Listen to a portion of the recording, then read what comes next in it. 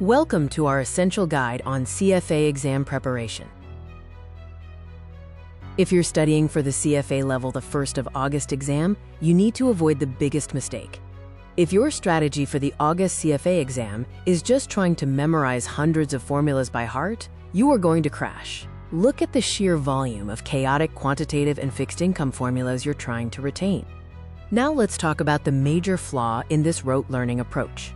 The CFA Institute doesn't test your memory, they test your conceptual application. It's about understanding the core logic. On exam day, when the pressure is on, rote learning completely fails, leaving you stuck. Imagine frantically trying to recall complex formulas as the digital countdown timer ticks downwards rapidly. Another common pitfall is studying alone with pre-recorded content. When you watch recorded videos, you just copy down steps without building actual intuition. This is an isolation trap. When a twisted question appears on the exam, you get stuck because you never truly mastered the underlying concept.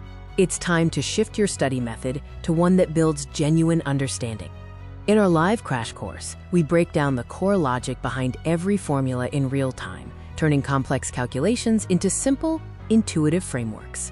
We use interactive whiteboards to cleanly simplify even the most complicated formulas, step by step.